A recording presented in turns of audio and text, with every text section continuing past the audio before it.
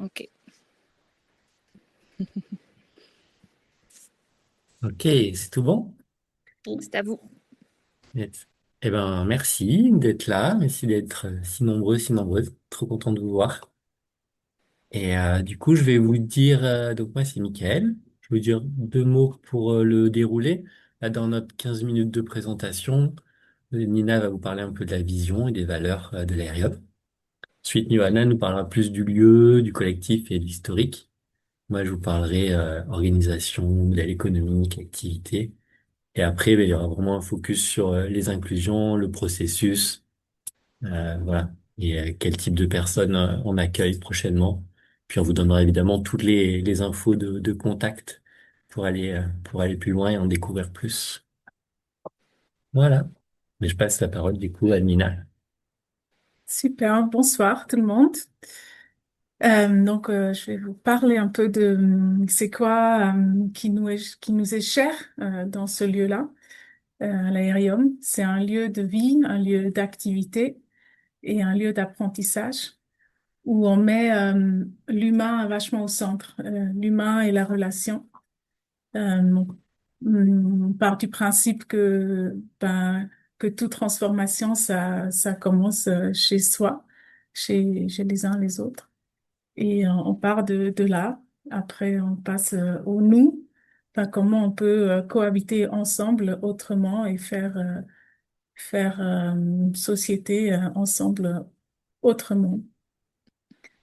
Et ce qu'on met au centre aussi, c'est l'éclosion.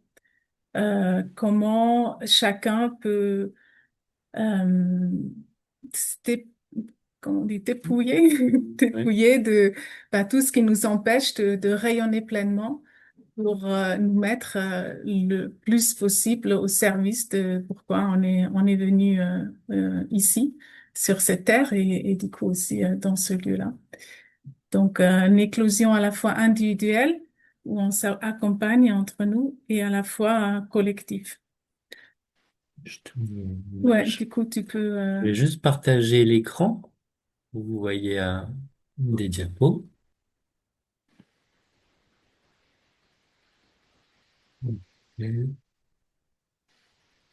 Et on bon. va directement aller sur la méta-attitude, ce, ce qui sont nos valeurs, que vous voyez affichées là. Donc, l'écologie intérieure, donc voilà, prendre soin de soi et de son propre à son propre rythme, son propre développement.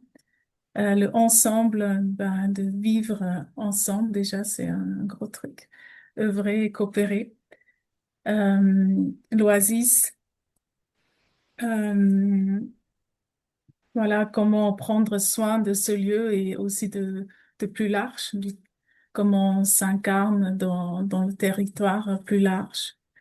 La présence, on essaye de voilà faire ce travail tous les jours, à chaque instant pour être le plus présent possible, pour pouvoir être disponible pour avec ce qui est là.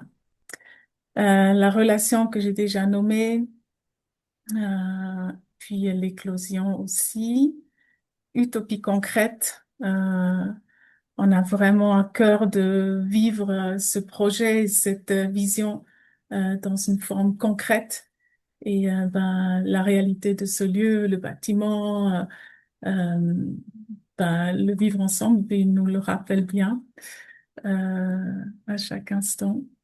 Et puis aussi la spiritualité de voilà d'être euh, être en lien avec ce qui est plus grand que nous et au-delà de nous et qui nous dépasse aussi. Voilà pour les valeurs. Merci Nina. Et on avance, le temps est court. Et du coup, Yohanan va nous parler un peu plus du lieu du collectif. Alors, on s'est installé il y a 15 ans, on est à la limite du parc national des Cévennes, la route elle s'arrête là, il y a un tout petit hameau juste un peu plus loin. Et donc on est à 700 mètres d'altitude, donc bien entouré de nature. On a deux sources d'eau, on est indépendant donc sur l'eau. On est dans un ensemble de bâtiments qui a été construit pour des enfants il y a un siècle, un peu plus d'un siècle. En 1899, ils ont construit le premier bâtiment et ça a accueilli des enfants pendant un siècle en fait, pour différentes raisons. Mais ça a toujours été un lieu d'accueil d'enfants et de refuge. Voilà, ils étaient bien là, avec la nature autour, un peu loin du monde. C'est d'ailleurs quand on a les histoires un peu qui nous sont racontées, il y a plein de choses qu'on sent que ça peut se passer dans un endroit comme ça, qui est un peu loin du monde. Et c'est pas pour rien peut-être d'ailleurs qu'ils ont fermé ce genre de centre et qu'ils ramènent en ville pour mieux contrôler. Mais nous, on est un peu plus incontrôlable parce que voilà, on est à la fois loin du monde, donc c'est pas évident. On est à 20 minutes du Vigan, à 1h30 de Montpellier, de Nîmes. Donc pour les grandes villes, c'est un peu loin. On n'y va pas tous les jours. Voilà. Et en même temps, on a un beau lieu avec une belle capacité de bâti. On a 3500 mètres carrés de bâti, enfin 3000 mètres carrés qui sont déjà rénovés aux deux tiers, on va dire, plus ou moins. Donc en 15 ans, on a vachement travaillé là-dessus. Il y a 4,5 hectares qui vraiment nous appartiennent. Il y a de la châtaigneraie qui a déjà été transformée un peu en jardin-forêt. On a toute une partie potager. Et autour, c'est la forêt de toute façon. Donc voilà, on peut dire qu'il y a encore plus grand. On s'est installé il y a 15 ans, quatre familles qui se connaissaient bien et on avait un peu cette utopie de se dire, ben voilà, à force de refaire le monde dans notre discussion, ben on va voir qu'est-ce qu'on est capable de faire ensemble. Comment on est capable de s'organiser. Il y avait derrière, voilà, on dansait ensemble, on méditait ensemble, on respirait ensemble et on avait envie de continuer à partager ça, cette profondeur, Nina parlait tout à l'heure de la présence, cette chose-là vraiment profonde qui nous reliait déjà, et en tout cas consciemment, et puis de partager ça plus largement. Donc le projet s'est construit petit à petit, avec plein d'autres familles qu'on rejoint. Il y a eu pas mal de turnover, comme dans beaucoup de lieux. Et aujourd'hui, on se retrouve avec 10 adultes, 4 enfants, alors qu'on a été jusqu'à 25 adultes et 15 enfants au plus quand on était le plus et ça correspondait à là on correspond à une phase où on redéfinit le projet. Il y a eu le décès d'un des cofondateurs, donc des 8 cofondateurs du départ. Il reste Nina et moi ici présents sur cet écran. Et donc il y a Abraham qui est décédé il y a un peu plus. Et donc, ouais, il avait quand même un gros bout du projet. Enfin voilà, on était ensemble depuis 15 ans. Ça a été un gros changement. Et là, le projet et c'est un nouveau départ. Euh, Mika va aussi nous parler que maintenant on est passé en SKIC, c'est-à-dire en société coopérative. Et, euh, et voilà, donc on accueille des nouvelles personnes après une vague de départ l'année dernière. Euh, Voilà ce que je veux dire le plus important sur Yes. le lieu et l'historique. Merci, Yohanan. Euh, et Yohanan parle de nouveau départ, c'est aussi voilà qu'on a ouais, refondé le projet, on est vraiment dans un nouvel élan. Là, je vous parlais un petit peu, vous avez quelques éléments affichés, des choses importantes pour nous. Vous voyez on a vraiment en chapeau la confiance, l'authenticité et la profondeur. Et puis en même temps sur les éléments concrets, donc des éléments de structure, c'est que nous sommes une coopérative depuis 2 ans. Donc on a pour structurer ça, on signe un contrat coopératif, une convention d'apport en compte courant. On s'appuie sur les principes sources, si vous connaissez. Notre gouvernance a évolué aussi au cours des 15 ans. Et voilà on s'inspire de différents types de gouvernance. Et ce qui est important pour nous, c'est que ça évolue, que ça s'adapte à ce qui est vivant, au réel. Voilà, et en même temps, on a construit depuis quelques années des processus d'inclusion rigoureux qu'on vous partagera un peu plus en détail. Voilà, et on est organisé avec des pôles et des rôles clairs. Et on a ce qu'on appelle au centre, vous avez vu l'écosystème relationnel, c'est toutes les pratiques, on a pas mal de pratiques collectives justement pour explorer à la fois les relations, nos ressentis, nos conditionnements.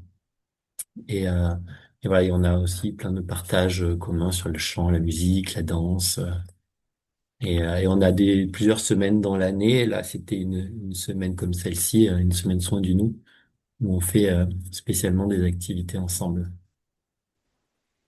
Et puis on a le volet collectif apprenant, qui est une chose importante à l'aérium historiquement, où vraiment mais ok, on traverse les difficultés, etc. Mais ce qui est important pour nous, c'est d'apprendre, d'apprendre de notre expérience. Et du coup, plein de choses qui sont en place pour ça. Travers le travail sur les postures, sur des restitutions apprenantes. On fait venir aussi des intervenants régulièrement pour nous soutenir et nous accompagner. Ouais, donc on est vraiment dans une démarche d'évolution et d'apprentissage continu. Du coup, au milieu de tout ça, ben, le fonctionnement du lieu, on a aussi des activités qui nous permettent de nous ouvrir sur l'extérieur et d'accueillir du monde. Donc, on propose à la fois des stages, des accompagnements sur les certaines différentes pratiques évoquées, des séjours aussi, comme le chantier participatif, une découverte immersive. Et aussi, on a des gîtes et des salles pour ces stages. Mais aussi, on accueille d'autres stages externes, des gens qui viennent organiser leurs événements chez nous et qu'on accueille et pour lesquels on fait aussi souvent la restauration avec la cuisine sur le lieu. Voilà, et tout ça vient aussi nourrir avec nos loyers une bonne partie du modèle économique du lieu pour le fonctionnement annuel. Voilà, je crois que j'ai fait un peu le tour de ma partie, puis je crois qu'on arrive au bout. Et là, il nous reste encore un tout petit peu de temps, ouais, et du coup, on va parler du Oui, processus d'inclusion. il vous reste 3 minutes. Merci beaucoup. Donc, le processus d'inclusion, il se passe en plusieurs étapes. Il y a soit une première rencontre par un stage ou un séjour que les gens viennent participer, soit directement à travers le site Internet où il y a le questionnaire où on peut poser une candidature. Après, après chaque étape, on se réunit en collectif pour être concerté et de sentir est-ce qu'on a un vrai oui, une joie d'accueillir cette personne. Donc, si oui, ben la personne vient 3 semaines en exploration où elle vit avec nous, elle a tout le quotidien vraiment immergé. Puis après, elle peut faire une demande d'immersion. Une immersion, c'est une année d'essai où la personne est complètement immergée avec prend des rôles, elle participe à tous les cercles, etc. Et à la fin de ça, elle peut demander à devenir membre. Voilà. Pendant tout ce parcours-là, les personnes ont toujours un référent ou une référente pour être accompagnées dans ce processus. Je vous dis quelques mots sur les conditions, le fonctionnement. Bah voilà, ce qui est important pour nous en accueillant des nouvelles personnes, c'est évidemment, comme vous en a parlé, le cœur du projet pour nous, c'est l'exploration des relations, l'exploration intérieure, et on aime faire ça ensemble à travers différentes pratiques. Donc, il faut avoir du goût pour ça, pour explorer, prendre soin de nos conflits, voir quelles sont les pépites derrière les difficultés. Donc, c'est vraiment quelque chose d'important dans notre collectif. C'est aussi, comme dans beaucoup de projets, ben, c'est donner de son temps de manière bénévole, essentiellement pour un projet qui nous porte dans cette évolution de société. Après, on pourra détailler tout ça. Et puis, ce qu'on évoque aussi, c'est une relative autonomie financière dans le sens où, voilà, le lieu apporte une partie financière, mais qui soutient essentiellement le lieu. Et donc, pour nous tous, ben, on travaille aussi à l'extérieur pour compléter nos besoins selon le niveau de besoin qu'on a. Donc, c'est important d'avoir une certaine autonomie vis-à-vis du projet. Après, voilà, dans nos recherches, donc nous, on a pas mal d'ouvertures, comme on a pas mal de places et de logements disponibles, qu'on a aussi en cours de construction de nouveaux logements. Donc, on va avoir pas mal de places disponibles cette année puis les années suivantes, puisqu'il y a le projet aussi de faire grandir ce collectif avec un lieu qui appelle à être plus nombreux. Donc voilà, sur les typologies, on est assez ouvert. On peut avoir des logements pour des familles, célibataires ou des couples, mais on cherche aussi à inviter des seniors pour vraiment être dans l'intergénérationnel. C'est important pour nous d'avoir un peu tous les âges. Voilà. Et après, ben, dans les compétences plus spécifiquement, qui sont des bonus bienvenus, voilà, je vous les ai nommés, aussi bien autour de la rénovation, de la communication, tout ce qui est notre activité d'accueil, le soutien au potager, et puis on souhaite accueillir une personne qui puisse redynamiser le groupe d'enfants. Et au niveau des apports, voilà, Nina vous a dit il y a un an d'immersion et c'est à la fin de la ligne d'immersion, s'il y a une demande d'intégration et que l'intégration se fait, c'est à ce moment-là qu'il y a l'apport d'argent dans le compte courant d'associé. Donc c'est un apport en compte courant qui est récupéré quand la personne repart. Et notre seuil moyen d'apport, il est à 75 000 euros pour l'équilibre financier du projet, qui assure une stabilité.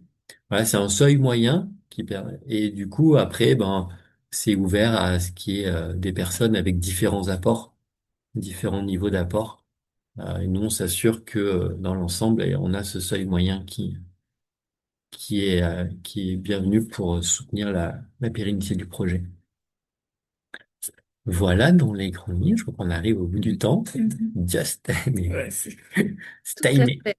Ouais, Merci pour votre écoute. je pense que c'est parfait en termes de timing. Merci en tout cas pour cette présentation. Du coup, je vais vous lire des questions. Alors, certaines questions ont été posées un petit peu avant la fin de votre présentation, donc peut-être que vous allez estimer que vous y avez déjà répondu. Mais je vais prendre dans l'ordre. Pourriez-vous préciser votre processus d'inclusion rigoureux? Ça, on a répondu et c'est très bien décrit aussi sur le site internet. Ouais.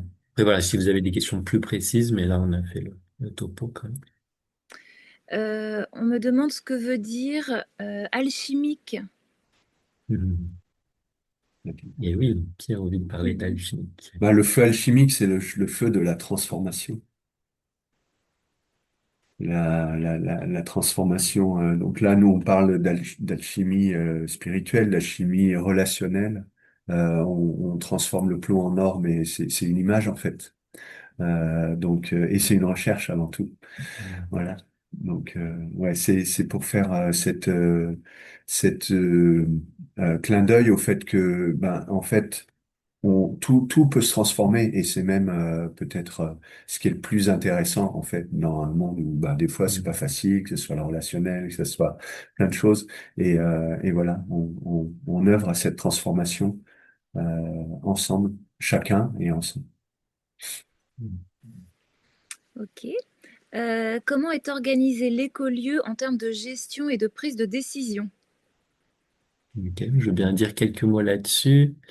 Alors, gestion, je sais pas ce qui est entendu par gestion. En tout cas, donc, on est une coopérative, une SIC, Société coopérative d'intérêt collectif. Ça veut dire que voilà, il y a une assemblée générale chaque année avec les associés.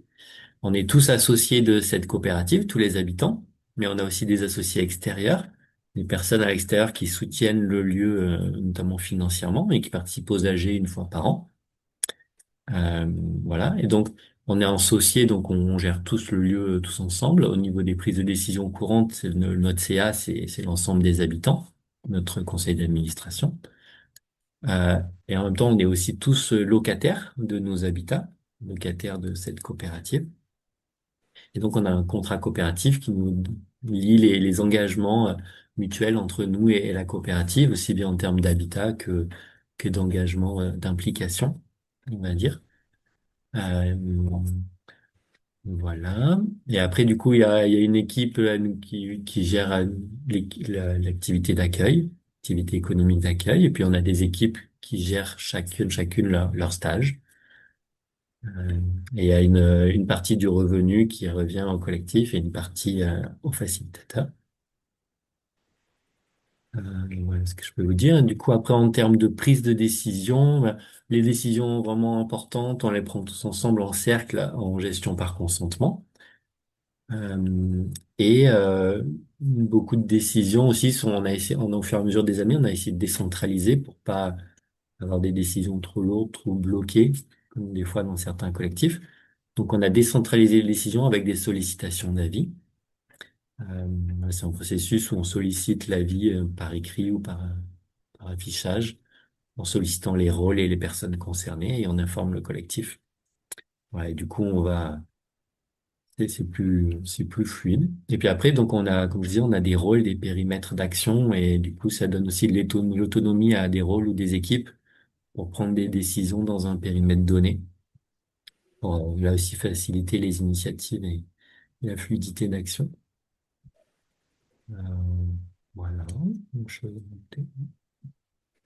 Du coup, je vais rester dans les questions financières.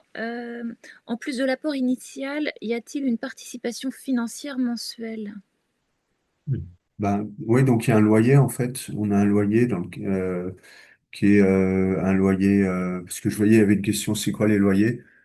Oui, C'est entre, enfin, ça dépend. Il y a une partie du loyer, c'est pour tous les communs. On a beaucoup de communs ici. On a vraiment, on a un sauna, on a des salles, enfin, il y a vraiment beaucoup de communs. En tout cas, à 10 c'est énorme. Et, voilà. Et donc, il y a un loyer qui correspond à la prise en charge des communs et aussi, bien sûr, là où chacun habite. Donc, il dépend de là où chacun habite. Mais en gros, c'est entre 250, 300 et 400 euros suivant la taille des appartements, on va dire, quoi, ou des maisons par personne. c'est des loyers qu'on dit coopératifs qui sont relativement faibles par rapport au prix du marché parce que voilà, on fait pas de profit sur ces loyers, c'est juste pour couvrir les charges. Et c'est aussi en contrepartie de l'investissement que chacun apporte au lieu. On bénéficie d'un loyer assez faible, on va dire. Donc, Ça, vas-y. oui, donc il y avait aussi une question sur la participation financière pendant l'immersion, bah, c'est le loyer. Oui. Après, d'accord. voilà, pour devenir associé, on prend une part sociale à la coopérative qui est 1 000 euros. Voilà, les investissements demandés. Ok. Le Alors, il y a tarif. encore pas mal de petites questions. On n'a plus que 5 minutes. Donc, peut-être si vous arrivez à être concis, désolée de vous demander ça. Euh, voilà. Donc, quels sont les temps communs partagés et leur fréquence?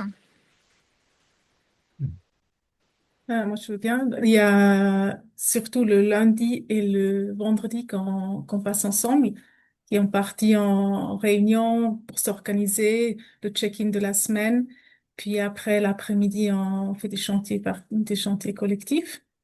Et le vendredi, on fait le check-out de la semaine. C'est de nouveau une réunion où on partage aussi nos météos et c'est un mélange entre organisation et comment on va et qu'est-ce qui se passe, les tensions, etc. Et après, le ménage collectif et l'après-midi, on consacre du temps pour explorer des sujets, soit des cercles de décision, soit un cercle cœur, des choses comme ça. Et tout au long de la semaine, il peut y avoir toutes les, comment ça s'appelle? Réunion. Les pôles, ils font des réunions et ils travaillent. Voilà, il y a tout au long de la semaine, il se passe des choses. Et après, on mange tous les midis ensemble de la semaine. Et samedi soir, on fait un apéro, partagé. Ok, merci. Quels sont les types de logements? Il y a des appartements, il y a des petites maisons, voilà. Donc ça va du petit studio de 25 mètres carrés à la maison de 100 mètres carrés ou un peu plus. Là, je vous ai mis les quelques photos qu'on a. Mm. Voilà, on est vraiment différents types d'habitats chez nous. Et il y en a plein encore à rénover. Voilà. Et même des nouvelles maisons aussi qu'on va pouvoir poser qui vont être haute qualité environnementale. Parce que là, il y a beaucoup de choses qui sont de la rénovation dans les bâtiments. Ok. Là, j'ai combien coûte l'accueil de stage plus restauration environ? Je fais partie d'une association qui travaille sur les émotions par la danse. Ok, alors combien coûte? Je suis pas sûr de comprendre la On, question. Le on coût se journalier, quoi. Qu'on vient de faire un Euh, stage. Nos tarifs, par exemple. Oui, Mm. ok. Oui. Après, on a sur notre site, il y a la grille tarifaire qui est disponible. Notre grande salle, elle est, je crois, que c'est 100 euros par jour, la grande salle. Et après, les nuitées, c'est 27 euros par nuit en chambre partagée. Ça donne un ordre d'idée. Et tous les tarifs sont sur notre site, puis vous pouvez m'envoyer un mail, je vous répondrai. Plaisir. Ok, merci. Allez, avant-dernière question. Merci. En plus de la semaine de soins du nous, quels sont les temps ensemble, c'est-à-dire avec vous, un rythme commun? Vous rejoignez, vous, tous les matins, par exemple, ou une fois par semaine? On a un peu déjà répondu à cette question. Pouvez-vous détailler les besoins sur les pôles dont vous avez parlé, communication, potager, enfants? Êtes-vous Yes. chacun en autonomie, en binôme, ou plus ou moins sur ces projets? Yes. Juste sur les temps, Nina en a un peu parlé, donc les rythmes. Après, c'est vrai qu'on a pas mal on n'a pas parlé des célébrations, on a pas mal de célébrations aussi, des fêtes, des anniversaires, les saisons, les arrivées, les départs. C'est Nina qui propose ça. Donc il y a aussi ces temps-là ensemble. Il y a le temps de connexion du mercredi midi aussi. On prend une demi-heure, on fait des météos un peu en profondeur. Et on a vraiment plein de moments pour se retrouver avec en plus tout le travail d'épaule, où il n'y a pas tout le monde, mais finalement on se retrouve des fois à bosser avec les uns, bah, au jardin ou sur des choses, sur des chantiers un peu exceptionnels, on va dire, qui vont plus mobiliser aussi. Donc, enfin, moi je trouve qu'il y a quand même beaucoup de moments où on œuvre ensemble. Euh, Je veux dire un mot du coup pour répondre à la question sur les besoins, enfin, en termes de compétences. Je vais revenir dessus. Vous dire un petit peu plus. Ça arrive. Et du coup, je parlais de rénovation. C'est vrai que comme disait Johanan, on a pas mal de bâtiments à rénover. Donc, ça se fait au fur et à mesure. Il y a déjà beaucoup de choses qui ont été faites en 15 ans. Mais il y en a encore. Donc, c'est chouette pour nous d'étoffer l'équipe de rénovation dont Johanan fait partie pour être plusieurs à œuvrer. Après, on a aussi l'intervention de personnes, d'artisans de l'extérieur qui viennent souvent faire le gros œuvre. Mais ouais, on fait aussi pas mal de choses nous-mêmes. Et puis, comme on a pas mal de bâtiments, on a pas mal d'entretiens. Donc, c'est voilà pour vraiment rejoindre, renforcer l'équipe. Et il y a déjà Yohanan et Benoît qui ont beaucoup de compétences. En communication, par exemple, on a une équipe avec 2 personnes. Vous avez vu peut-être sur les réseaux, on a une communication qui s'est étoffée, notamment depuis 2 ans, et qui a pris la qualité avec une nouvelle charte visuelle, un nouveau site internet, etc. Mais là aussi, ben, c'est chouette d'avoir du soutien, une compétence aussi pour, voilà, pour vraiment faire rayonner et raconter tout davantage ce qui se passe ici, donner à voir. En hôtellerie-restauration, là, c'est moi qui pilote ce pôle, donc sur l'accueil. On a surtout des besoins là en une personne qui aime, oui, cuisiner aussi pour les groupes. Et puis voilà, après, s'il y a des personnes, oui, qui ont de l'élan pour développer l'activité d'accueil qui est déjà bien grande, mais ça, c'est chouette. Au potager, on a déjà un maraîcher, le Ludo, qui fait bien vivre ce potager depuis 3 ans. Et là aussi, c'est plutôt un besoin de soutien. Et pour la dynamique enfant, comme là, du coup, on a eu plusieurs départs, on a moins d'enfants là tout de suite. Donc, on souhaite aussi accueillir des familles. Et là-dessus, on est plusieurs vraiment intéressés par la dynamique enfant, mais avoir pas forcément la dispo pour ça. Donc c'est chouette, il y a des personnes qui nous rejoignent pour nourrir cette dynamique, faire vivre avec les enfants qui sont déjà, voilà, on a une conscience, on a dans nos processus la possibilité pour les enfants de participer à plein de choses. Ils peuvent même demander à être membres. Régulièrement, on fait des goûters, des jeux avec eux, des jeux de société. Mais voilà, on recherche aussi des personnes pour, alimenter cette dynamique. Ok, merci. Bon, j'ai encore 3 questions. Ah, Peut-être on peut faire court, mais je crois qu'il y a moyen de faire court. Comme ça, on n'a aucun frustré qui repart. aucun. Donc, les animaux, chiens, chats sont-ils les bienvenus sur le lieu? D'accord. On n'est pas d'accord sur cette question, donc je ne sais pas si on a une vraie réponse, mais a priori oui, sachant qu'il y a déjà beaucoup de chats. Ok, d'accord. L'alimentation plutôt cuite ou crue? Les deux. Ok. Et la dernière question, quel est le climat, notamment l'été et l'hiver, s'il vous plaît? On a bien choisi le lieu parce que on est dans les Cévennes, mais on a un climat méditerranéen. Donc l'hiver, bon à part cet hiver, c'était vraiment pourri, mais partout, je crois pas que chez nous. Il a vraiment beaucoup plu, mais il peut faire très doux. On peut être vraiment en t-shirt en janvier, en décembre, quand il fait beau et qu'il n'y a pas de vent. Il peut y avoir des moments assez venteux, mais voilà, ça passe. Et l'été, comme on est à 700 mètres d'altitude, ben, il y a la fraîcheur. Bon, évidemment, ça cagne un peu au soleil, mais dès le soir, il y a la fraîcheur. Enfin, on n'a pas de phénomène comment on appelle ça, là, les, euh, Canicule. les, les, les canicules où on n'arrive pas à dormir le soir. Tout ça, il y a toujours de l'air, quoi. Ça, c'est pas mal. Et l'hiver, il n'y a pas trop de neige. Voilà. Peut-être c'est dommage que la neige tienne pas plus. Voilà. Mais on peut avoir quand même des bonnes gelées pendant quelques semaines, quoi. Mais on n'a pas, voilà. Ça remonte en général. Eh ben, merci. J'ai des messages de remerciements aussi qui vous sont destinés. Yes, Et, hein. et Merci voilà, beaucoup. de merci qui arrive là, donc c'est super. Au revoir tout le monde et bonne Ouais. suite.